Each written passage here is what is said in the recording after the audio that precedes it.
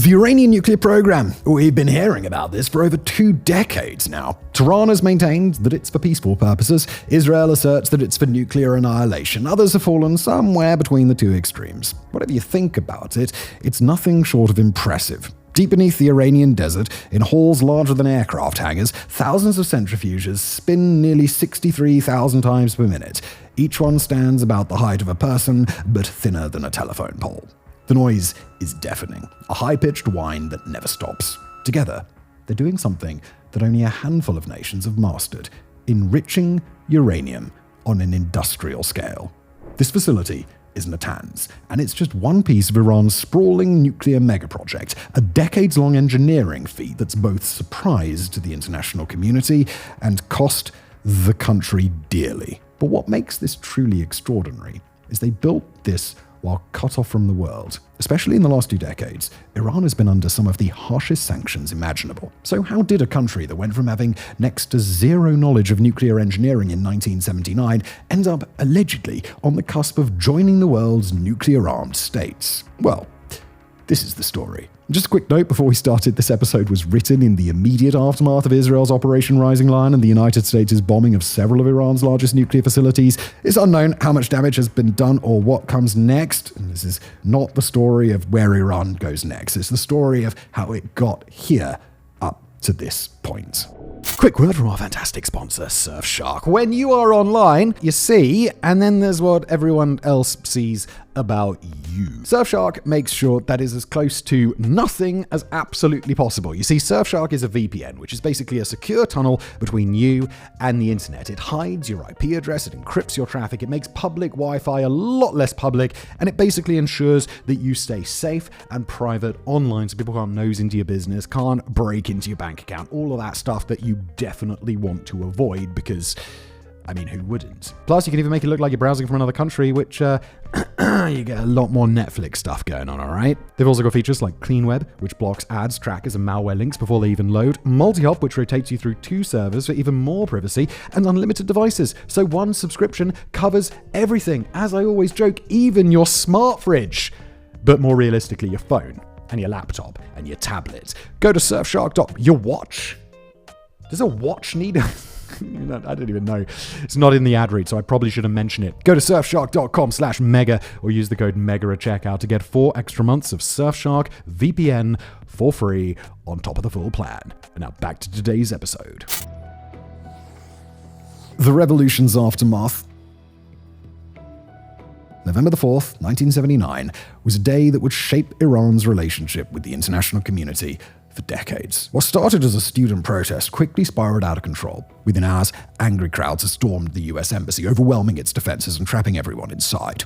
For 444 days, 66 American diplomats and staff would remain hostages in what became one of the most dramatic international crises of the 20th century. This wasn't merely a revolution, it was a message to the world that the new Islamic Republic was uncompromising and would chart its own course, unconcerned by the implications its actions may have on its standing with world powers. And these implications came swiftly.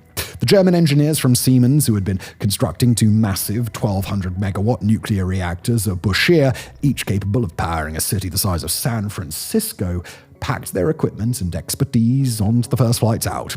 Behind them, they left billions of dollars worth of half-finished infrastructure and a nuclear program in shambles. But the revolution's isolation was nothing compared to what followed. When Saddam Hussein launched his war against Iran, he knew exactly where to aim his bombs. Between 1984 and 1988, Iraqi aircraft struck the abandoned Bushehr facility 6 times. These were not random hits, they were precision strikes designed to obliterate Iran's most advanced technological assets, and there was no one left to stop them. The message that the Iranian government took to heart, partially because of Saddam's brutality and partially through their own self-imposed isolation from the international community, was that they stood alone. No longer could they depend on Western expertise, nor could they leave their nuclear projects exposed to air raids. They would continue to build, in secret and alone. In 1985, Iran's leaders made their fateful decision. They would rebuild, and this time, they would trust no one. The underground years. Okay, to get a better feel for what Iran actually attempted, we need to take a moment to cover the physics behind all of this and what uranium enrichment actually involves. Don't worry, we're not going to drag you through a university-level nuclear physics course. We promise you that. Now look, in nature, uranium comes in a couple of different types, U-238 and U-235. They are nearly identical. You can't tell them apart without a chemical test, but they are radically different from one another, and they serve radically different roles.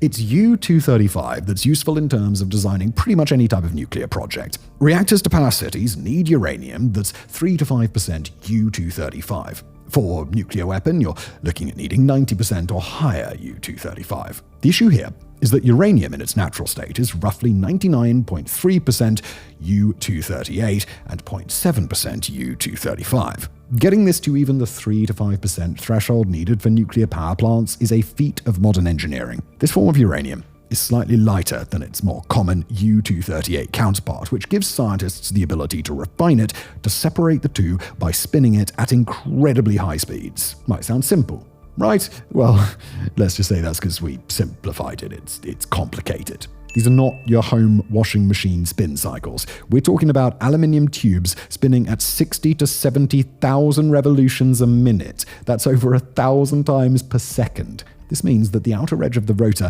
is moving faster than the speed of sound. This is such a fine-tuned operation that even a speck of dust can throw the whole thing catastrophically off balance. The incredible thing is that despite these incredible speeds, each centrifuge only achieves a tiny bit of separation.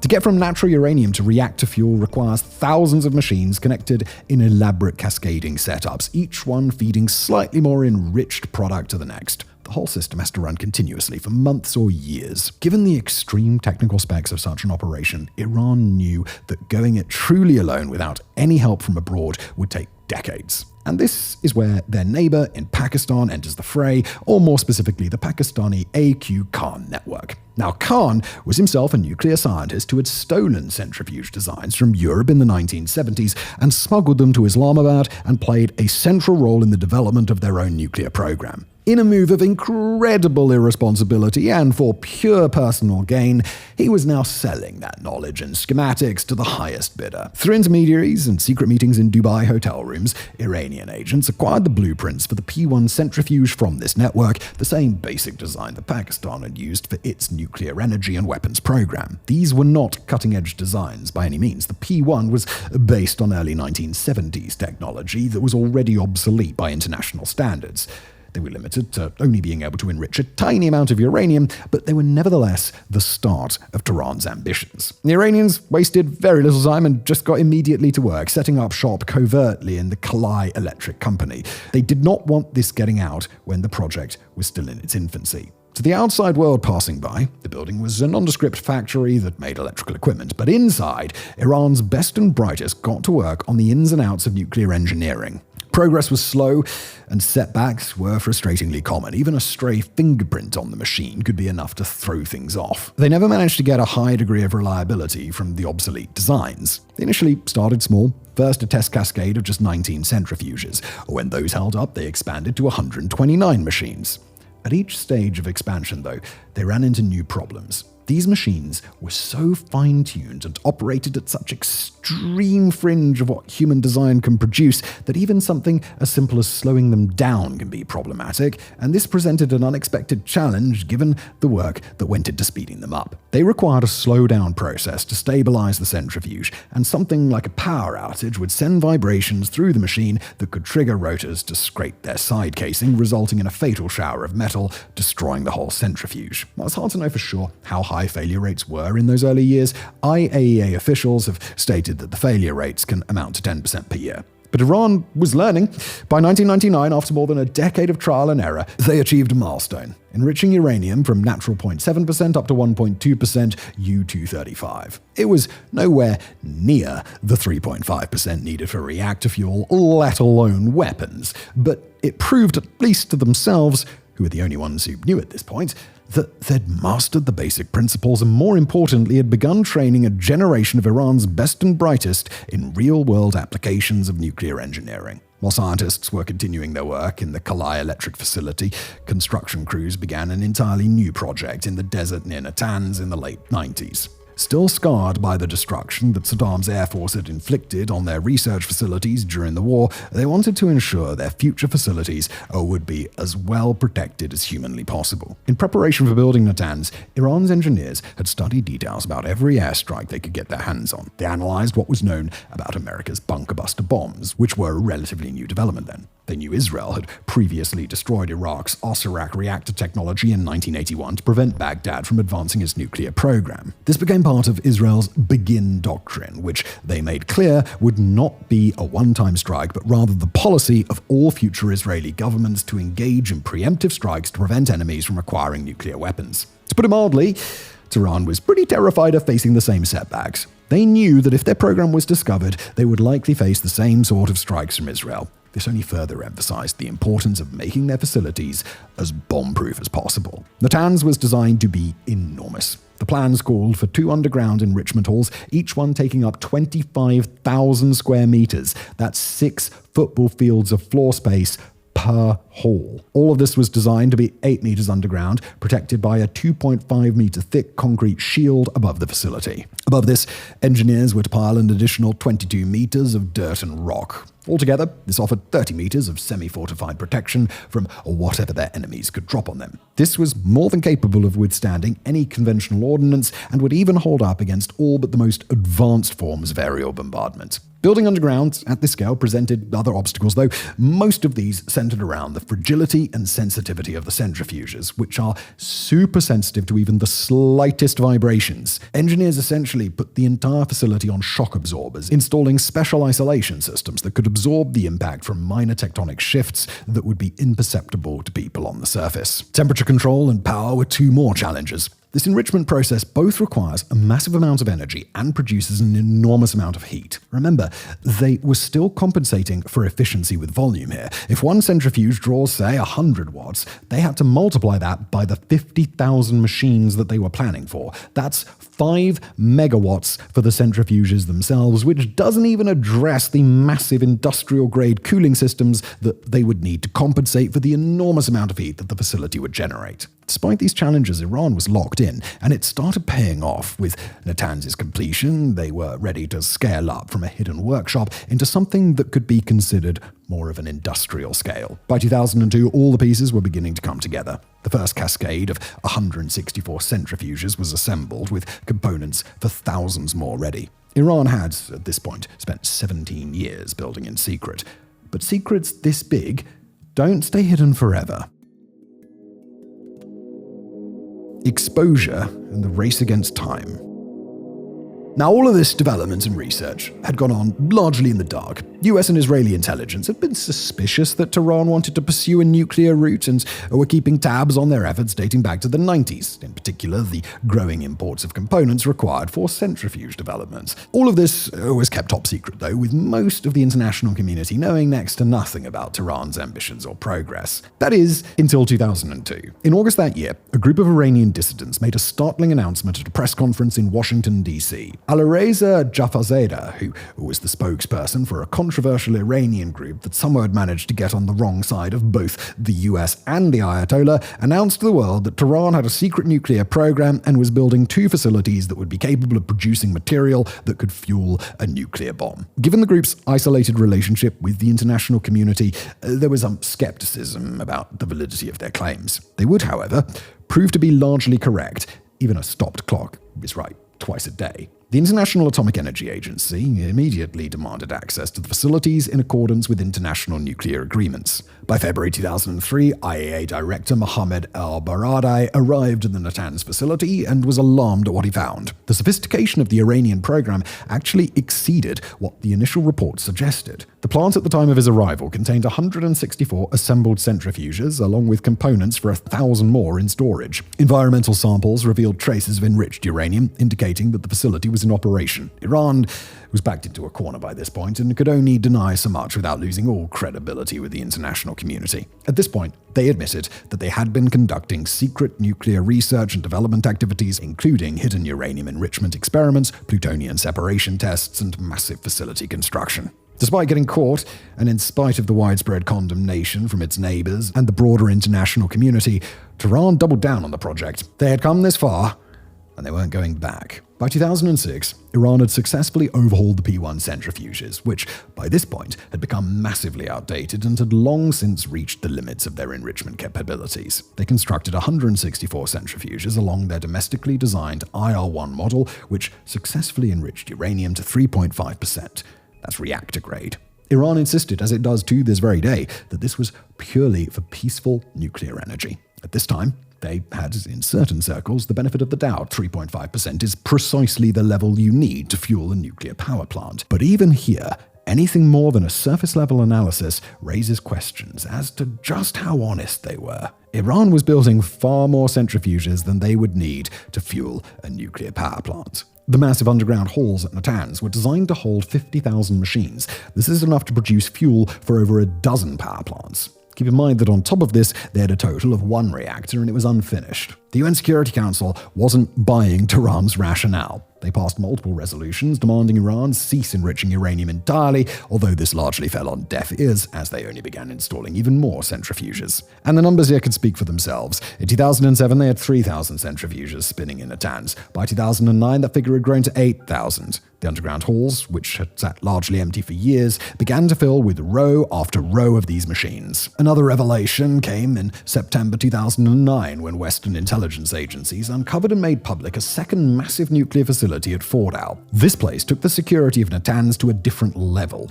It's carved deep into a mountain through 80 meters of solid rock and granite. This was a true mountain bunker, and possibly one of the most difficult to penetrate facilities in the world. While perhaps impenetrable through conventional approaches, 2010 shook the Islamic Republic's confidence in the facility with the unraveling of the Stuxnet virus allegedly programmed by the US and Israel that began programming the centrifuges to literally destroy themselves. Given how sensitive these machines are to even the slightest change in operation, it didn't take much. No exploding pages were needed here. All said and done, this destroyed somewhere in the vicinity of 1,000 centrifuges. While devastating in the moment, this proved to only be a minor setback for Iran. Within a year, they'd not only replaced all of the destroyed machines, but had massively upgraded their cybersecurity to ensure that such an attack would never be successful again. Perhaps most important, though, was their decision, in the light of this attack, to increase their enrichment all the way up to 20%. The physics of this comes into play again here. The difficulty of enriching uranium is not a linear process where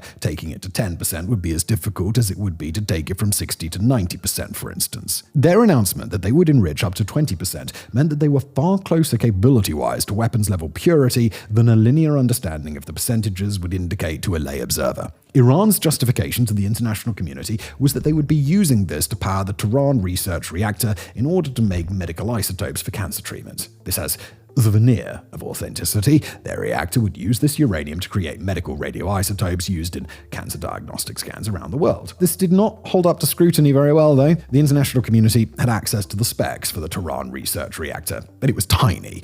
It would take about 5 kilograms of 20% enriched uranium per year to keep it running. Their project was producing orders of magnitude more than this, and they were showing no signs of slowing down. Quite the opposite, they were speeding up. And the world wasn't fooled. And it's here that Iran can really be seen as going it alone, breaking off any semblance of wanting to pursue this exclusively for non-weapons related purposes, and what followed was its result. Industrial scale and the nuclear deal. By 2011, Iran's nuclear program had reached a truly industrial scale, and the numbers speak for themselves. Nearly 19,000 centrifuges installed across Natanz and Fordow, with about 10,000 actively enriching uranium. Iran was producing 150 kilograms of low-enriched uranium per month, plus 5 to 7 kilograms of 20% enriched material. They weren't just adding machines. The days of quantity over quality were over. They were innovating, which, given their international isolation, has to be acknowledged as a rather impressive feat. The IR-2M centrifuge that was rolled out in 2013 was 4 times as efficient as the IR-1 model, which in and of itself had been a large leap ahead from the days of the P1 design that they'd purchased. This allowed Iran to accumulate over 7,000 kilograms of low-enriched uranium and nearly 200 kilograms exceeding 20%. Meanwhile, they achieved another milestone around this time. The Bushehr nuclear power plant, which had been abandoned by the Germans all those years ago, finally went critical, the technical term for achieving a self-sustained nuclear reaction. International concern was at an all-time high. North Korea one of the only other states that matched Iran's isolation on the global stage, was ambitiously pursuing its own nuclear program, and it seemed increasingly likely that they would be successful in this pursuit. Pyongyang had earned the title of the Hermit Kingdom because it truly was the most isolated country on Earth, and it did not seem willing to negotiate in good faith on just about anything, even if that meant widespread famine throughout the country as a result of international sanctions combined with their poor food production. Iran, it was hoped, would be more willing to negotiate, while talks initially went nowhere given then-President Mahmoud Ahmadinejad's hardline approach. As a prerequisite to any negotiations, he insisted on several demands that amounted to essentially a poison pill from the get-go, especially demanding that any deal explicitly recognize Iran's right to enrich uranium. In general, he was a difficult man to work with. He intentionally antagonized the international community with repeated Holocaust denial statements, as well as a rather frequent affinity for declaring that Israel would be eliminated. The election of President Hassan Rouhani in 2013 presented a more realistic way to negotiate with Tehran. While much power rests with the Ayatollah, the president is free to engage in international negotiations, which Rouhani was willing to do. Amid sanctions that were crushing Iran's economy, oil exports, which formed the bedrock of their GDP, had plummeted from 2.5 million barrels a day to just 1 million. The rial had lost more than 80% of its value.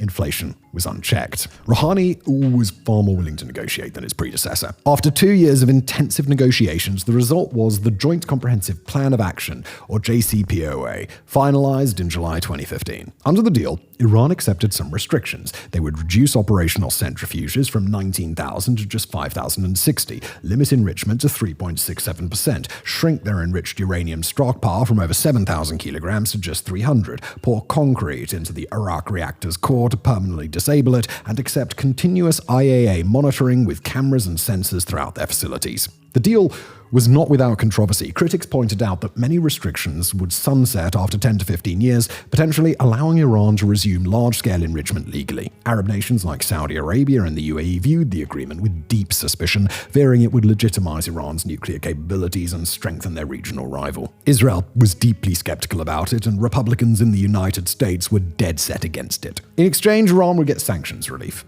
and implementation was swift and dramatic. By January 2016, Iran had removed 13,000 centrifuges, more than 2/3 of their fleet. They shipped out tons of enriched uranium to Russia. The underground halls at Natanz, the once hummed with thousands of machines, stood largely empty. In one of the most dramatic moves, Iran removed the reactor core from Iraq and filled it with concrete, rendering the reactor permanently inoperable. For 3 years, the deal held, but in May 2018, everything changed. The Iran deal must either be renegotiated or terminated. The United States, under President Donald Trump, withdrew from the JCPOA and reimposed crushing sanctions. Iran's oil exports plummeted again. The other parties to the deal, Europe, Russia, China, tried to salvage it, but they couldn't offset American economic pressure. Whether or not this was justified, that's a subject for another day, but it was a decision that led us to where we are today in 2025. The threshold approaches. Despite ongoing attempts from Europe to salvage the JCPOA, the deal was effectively dead. If the US wasn't going to play ball, neither was Tehran. In the minds of many European leaders, this was a catastrophe that they believed would all but guarantee Iran would achieve nuclear proliferation. Others, most notably in Washington, Jerusalem, as well as several notable Arab states, viewed this as a better alternative. They believed that the JCPOA only prolonged the inevitable, and by the time the deal expired, Tehran would have benefited from the broad loosening of sanctions and would thus be both free to pursue a nuclear weapon while also benefiting from significant inflows of cash. Regardless of the mindsets here, Iran was done. They were not willing to re-enter into nuclear talks for a newly negotiated deal, and they began breaching one limit from the JCPOA at a time. Each one was carefully calibrated to both demonstrate capability and test the international response. First, they exceeded the 300-kilogram uranium stockpile. Then they started enriching above 3.67%. By this point, more or less unchecked by anything the international community could throw at them, sanctions had already been cranked back up to high levels. Iran just went full speed ahead. They rolled out the IR-4 and IR-6 designs, which were 10 times more efficient than the original IR-1, only to outdo themselves in short succession with the IR-8 and IR-9 models. The latter is claimed to be 50 times more efficient at uranium enrichment than the original model. Things really began to fall off a cliff by this point. In January 2021, they announced that they would begin enriching to 20% of Fordow, their mountain fortress. They achieved this within weeks, and by April that year made a follow-up announcement that they would enrich to 60%. Iran had maintained that their research and enrichment were all for peaceful purposes and pointed to their membership in the Non-Proliferation Treaty and ongoing acceptance of IAEA monitoring. While they may have been able to pull off that claim in the beginning, all credibility that this program was for energy alone was lost by this point. There is simply no civilian justification for 60% enrichment. No power reactor uses it, no research facility needs it. Taking this material from 60 to 90% weapons grade, very short step. It didn't take long to approach this level, only a matter of days after beginning the process with their IR-6 centrifuges at Natanz. By late that year, they were producing kilograms monthly. In 2022, they installed even more sophisticated cascades at Fordow that would take natural uranium, this clocks in at 0.7% enrichment, to 60% in one continuous process. By 2023, a damning IAEA report revealed that they had discovered uranium particles that had been enriched as high as 83.7% at Fordow. Iran actually did address this. They claimed it was an unexpected fluctuation, although by this point it just kind of fell on deaf ears. As of late 2024, Iran has over 12,000 operational centrifuges, including thousands of advanced models, more than 275 kilograms of 60% enriched uranium with no civilian use, and thousands more kilograms of 20% uranium. International analysts calculated Iran's breakout time in the lead up to the strikes, the time needed to produce enough weapons-grade uranium for one bomb, at just 4 to 5 weeks. With their advanced centrifuges and 60% stockpile, they've completed most of the journey to weapons-grade material. All this while containers of Iranian oil are quite literally sitting around going bad because the sanctions regime has made it impossible to sell. One thing is clear, this ain't for energy.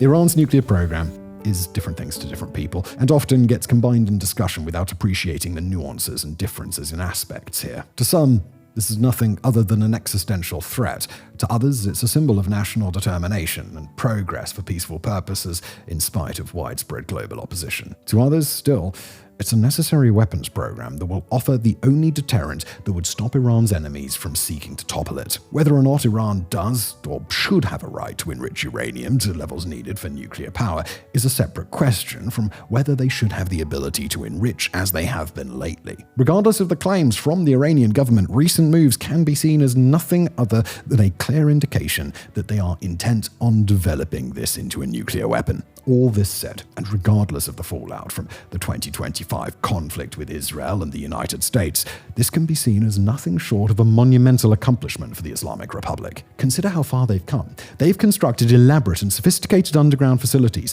developed indigenous technology, progressing from 1970s Pakistani designs to cutting-edge centrifuges, and trained a generation of Iranian scientists in the specifications of all of this. What's more, they did it all while essentially cut off from international markets and without much technical support or training from outside their borders. That said, it has all come at a massive cost. They have impoverished much of their population because of the results of international sanctions, which, depending on your perspective, they were either unwilling to work to improve for years or willing to endure without negotiating seriously since the program was unveiled in 2002. Where this program goes from here is anyone's guess. Only time's going to tell. I'll be sure to keep you updated as it unfolds. Thank you for watching.